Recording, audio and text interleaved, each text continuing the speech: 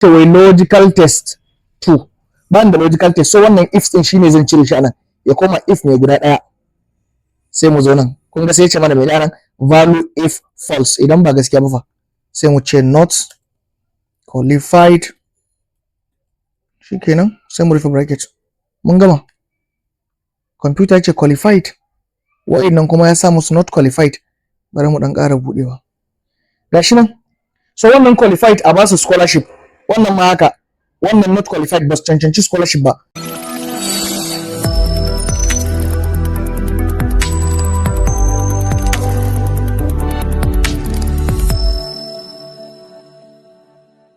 A cikin bidiyon mu na yau kuma za mu koyi yadda ake amfani da wasu functions guda biyu a Excel wajen yin wani aiki mai kyau.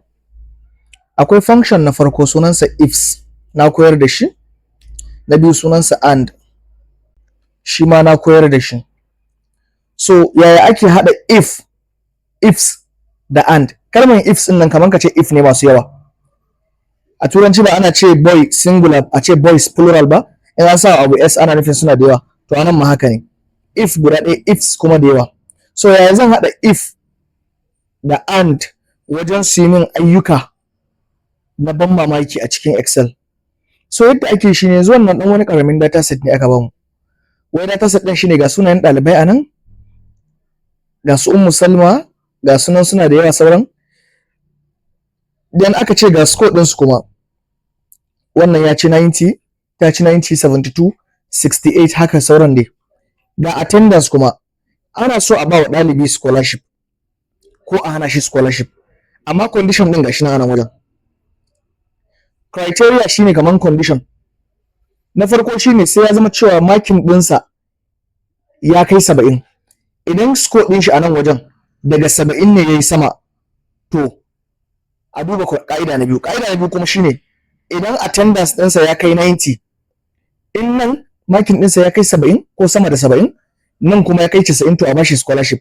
Amma in ba haka ba hana shi scholarship. Ma'ana dai idan nan wajen ya ci 70, nan kuma bai kai 90 ba, babu scholarship.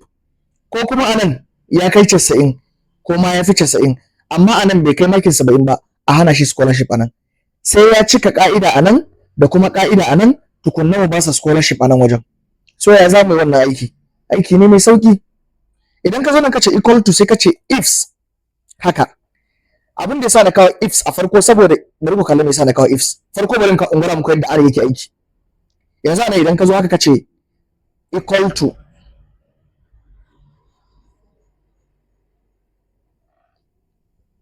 sai ka ce and haka. Da ka yi taba tab ko kuma ka bude bracket haka. Duk normal ne. Ko ka rubuta da small letter ko ka rubuta duka da capital letter, duk ba damuwa. Sai ya tambaye ka nan wai logical one, wai ka'ida na farko. To dan uwa me ka'idan mu na farko? Me ka'idan mu na farko? Ka'idan mu na farko shine nan wajen muna so ya zama ya girmi ko daidai da. Idan ka sa greater than shine ya girmi 70. In ka ƙara equal to a baya shine greater than or equal to. Idan kai haka zalla kana nufin greater than 70. Greater than zalla kai. Amma idan muka ƙara equal to anan muna nufin greater than or equal to, daga kan 70 yayi sama, ma'anar shi kenan. Equal to shine daga kan 70 din, greater than kuma shine har da sama da 70 din. Sai mu sa 70 haka anan, daga kan 70 yayi sama. Ka'idan mu na farko kenan. Anan kulwa sai ya kawo wani alaman kamar logical na biyu, sai ka sa kuma zai baka dama ka rubuta ka'ida na biyu. Sai mu taba nan wajen attendance, sai mu ce shi kuma greater than or equal to 90. 90 and above, da turanci haka da ka faɗa, 90 and above. Da Hausa kuma daga kan 90 yayi sama, sai mu rufe bracket. Bari mu danna enter ku kalla. Computer sai ce true. Ma'anan true din nan shi computer a yarensa iya true da false ya sani, gaskiya ne ko ƙarya. Wai true a nan wajen yana nufin a bawa wannan yarinyar scholarship. A nan ma true din wai a bawa wannan ma scholarship. False kuma kar a bashi scholarship. False kar a bada scholarship. True a bayar, false haka. So kalmar true da false zai zama irritating. Zai dame ka idan yayi yawa. Bari mu sa wani kalma mai sauki, mai daɗin sha'ani, wanda computer zai na faɗa mana abin da muke so. kawai sai ka dan taba nan sau biyu haka, ka dan mari kan formulan ka sau biyu.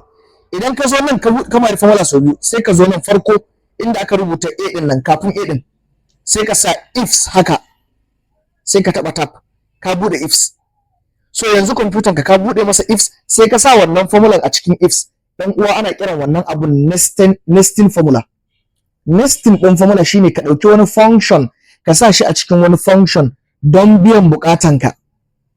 So anan sai mu zo, sai mu sa comma, saboda in kun lura ainihin jan bracket din rufewan and din nan ne. In ka sa comma, yanzu computer tambayin da yake maka shine tambayin ifs din nan ne. Ku lura sai ya ce wa value if true, wai idan wannan maganan ya tabbata gaskiya. Me muke so? Sai mu sa quotation mu ce qualified a bashi scholarship ko a bata scholarship. Sai mu sa comma to wai logical test 2, ban da logical test, so wannan if din shine zan cire shi anan ya koma if ne guda daya. Sai mu zo nan, kun ga sai ya ce mana me anan value if false, idan ba gaskiya ba fa sai mu ce not qualified, shikenan sai mu rufe bracket. Mun gama. Computer ce qualified, wa'annan kuma ya sa musu not qualified. Bari mu dan ƙara budewa. Gashi nan. So wannan qualified a basu scholarship, wannan ma haka, wannan not qualified ba su cancanci scholarship ba, waɗannan sun samu waɗannan ba su samu ba. So shine wannan. Bari in ƙara maka da wani ilimi duk da na koyar da shi a farkon channel din nan, amma bari sake koya maka again. Idan ka zo nan da aka iya highlighting nan wajen, mun highlighting nan, sai mu zo nan inda aka rubuta conditional formatting, da nan wajen sai ka taba shi haka, sai ka zo can ka dan zo a hankali. In ka zo nan wajen highlight cell rules, wai kai highlighting na cells din da yake da, sai ka shigo nan gefen da wani ka'ida. Sai mu zo nan, in qualified ne computer ka masa makin green, sai ka taba nan wajen, sai ka zo ka nemo green haka, ko kuma mu canza. Da ka iya formatting ma fa kai ka zo ka hada color da kanka, amma bari in tafi da wannan din dai. Zan me yasa highlighting nasu duka? Dalilin da yasa computer highlighting nasu duka shine saboda dukan su suna da kalmar qualified a cikin su. Wannan akwai qualified, wannan kuma not qualified. So yanzu a nan bari mu sake highlighting, gyara za mu yi. Sai mu zo nan, sai mu taba nan, sai mu shigo wannan, sai mu ce cells that contain, bari sa not qualified, a musu jan makin, su ne suka faɗi.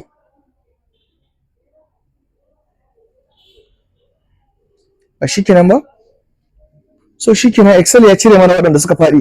In ka gaji akan sunan mutum an kore shi, wayannan sun ci. So bari mu duba na biyu. A wannan data sheet ɗin kuma muna so mu bada award ne.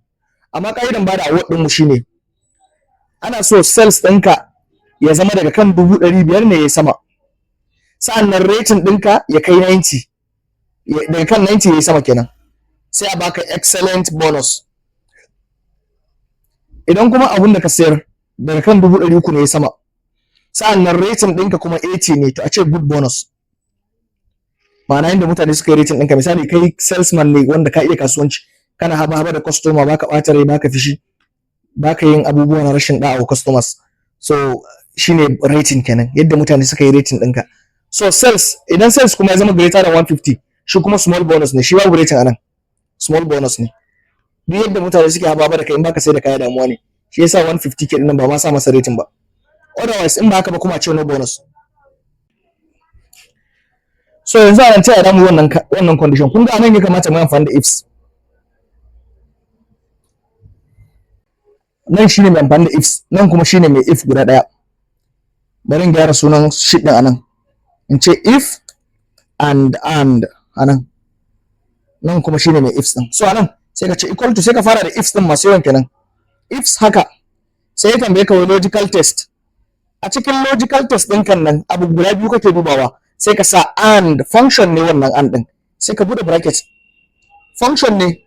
So function ɗinka shine idan nan wajen ya zama greater than or equal to 500,000, duka da ka rubuta 1 2 3, sai ka sa comma, sai ya tambaye ka logical test na biyu, idan rating ɗinsa kuma ya zama greater than or equal to 90, sai ka rufe, sai ka ce comma. Yawa kun kalla ya dawo, ka lura nan sai ya kawo ifs. Yanzu yana nufin to me zai faru, tunda yana jikin ifs ne me zai faru, value if true sai ka sa comma. Idan haka ya tabbata gaskiya a quotation muna so a sa mana excellent bonus haka, sai mu sa comma. Sai ya tambaye mu logical test 2, wannan ifs din wai me ka'ida ne biyu, ka'ida ne biyu sai mu sake kawo and, har yanzu and ne hakuri zaka yi. Sai mu ce masa idan kuma still nan wajen ya zama greater than or equal to 300,000, 1 2 3 kuma sa'annan kuma nan wajen ku lura a nan wajen kalla abin da yake tambaya nan a inda ya tsan mutum ya nuna sai cewa logical test na biyu, saboda and na daukan logical test suna ji har guda 255 ne, za ku iya tabbatarwa dai ku bincika. So a nan sai ka ce masa idan rating kuma rating din mu kuma nawa aka ce shi ma, bari in dan jawo rubutun haka ina son kallon rating din nan, an ce 80. So sai mu ce idan rating din mu kuma idan nan wajen kenan haka shi kuma ya zama greater than or equal to 80, so sai mu rufe wannan dan karamin bracket din. Kun ga sai computer ta ku kalla if sai bude nan wajen, wannan abun zai taimake ka wajen karanta formula sosai. Dan uwa baka bukatan haddace formula 200 na Excel ko formula 80 da wani abu wajen aikin ka, kawai ka san formulan ka iya shi, wannan abun shi kuma ana kiransa argument ko kace parameter. A programming muna kiransa parameter ne idan babu komai a cikin sa, san da ka zo kana sa masa asalin abun cikin sa kuma ana kiransa argument. So anan ma zaka yi kiransa argument, wannan argument din kan ko parameter kan zai taimake ka wajen sanin me ya kamata kai feeding wannan function din ka sa a cikin wannan function din don yayi aiki irin yadda ake so aiki. So yanzu anan sai tambaye ka, sai kun kalla nan sai sa value if true 2, wai idan gaskiya ne na biyu. Kun ga nan da mun ce gaskiya ya sa excellent bonus, so a karo na biyu kuma ya sa mene, a'a ba enter fa na dan da mistake ne. Anan kuma sai ya sa mene, sai ka bude quotation guda biyu haka, sai ya ce wai good sales ko gashi nan ku kalla condition din kaidan mu, good sales sorry good bonus, good bonus. So anan sai mu ce good bonus haka, good bonus. So sai mu ce comma, sai ya ce wai logical test 3, wai ka'ida logic na uku, sai mu sake kawo and har yanzu fa, saboda an shi okay babu an ma babu bukatar an, saboda in kun san me yasa babu bukatar an, saboda ka'ida na uku ce wai sales greater than or equal to 150, wai abin da aka sayar ya fi na 150, ba kawo rating ba. Inda an kawo rating ne kun ga damu duba abu guda biyu kenan, amma tunda ba kawo rating ba sales ne zalla ba ka sa an ba, da ma ka yi sa nan duk in ka sa yayi, in baka sa ba yayi. Bari in sa ku kalla, in na sa yanzu haka na ce and gashi nan ko, sai in ce to idan kuma sales din mu sai ka taba sales haka greater than or equal to 150k, sai ka rufe bracket saboda shi logic condition ɗinsa ɗaya ne. A nan sai ka sa mene, sai ka ce small bonus, small bonus haka. In ka gara man sa wannan an ɗin kenan, in ba ka gara man sa an ba ga kuma yadda za ka yi. In ba gara man sa an ba sai a inda ya tambaye ka wai logical test 3 ɗin nan, kawai sai ka ce nan wajen idan nan ya zama greater than or equal to mene 150k, 1 2 3 haka 150,000. ɗazu kaman ba 150,000 na sa ba, 150 ko na sa, sai ka sa shar da zirukansa guda uku. Shi ke so yayi, saboda ka'idan guda ɗaya ne kawai, bari da wai a duba masa rating. So wannan shine sai a sa comma. Sai otherwise kuma shine idan ba haka bane fa 50,000 din nan, sai ya ce wai value if true, wai value if true 3 sai sa na uku kenan, tun daga na farko excellent bonus, ga na biyu good bonus, na uku fa yake so, sai aka ce wai small bonus a quotation haka, a quotation haka sai ka ce small bonus, sai ka rufe. Sai ya tambaye ka otherwise fa, idan duka wannan abun ba su tabbata gaskiya ba, sai ka sa ba ka sa wani condition ba, kar ka damu da sa logic. Sai mu sa otherwise kuma in ba haka bane computer ka sa masa no bonus, no bonus. Shikenan sai mu danna enter. Ya ce akwai mistake, bari mu kalla ina mistake din mu yake. We're not trying to type a formula when the first is equal to y da sauransu. Understand Excel things y. Bari mu kalla, bari mu duba mu yi debugging formula mu. Sai mu ce cells, idan cells ya zama less than 150,000, in yi kasa da 150,000,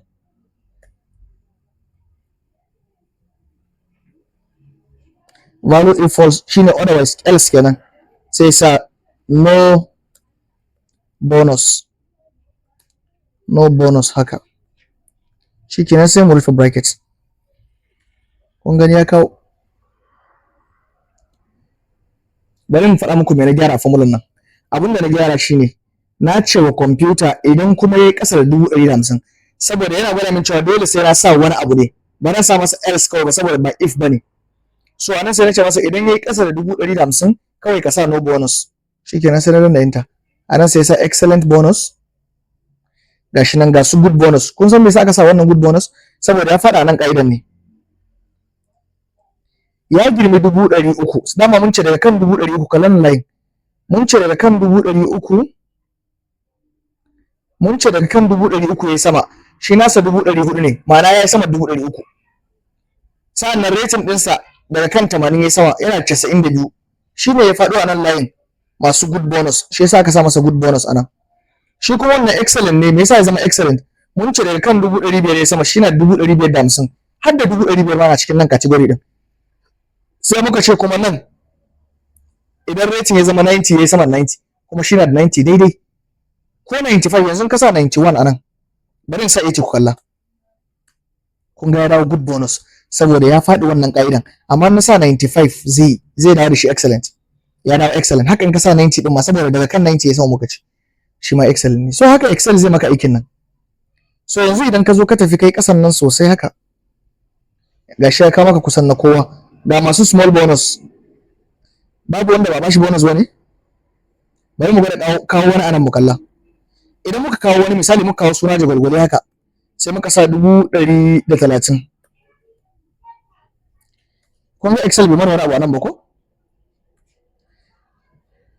Gashi nan ya ce wa mene no bonus, ba da bonus. Ba da bonus. Za ka iya sa datan na a table. In ka sa shi a table ya mafi kyau. Na koyar da yadda ake sa table. So shikenan ka ji daɗin wannan video kai liking, kai following, kai subscribing, kai sharing. Mun gode.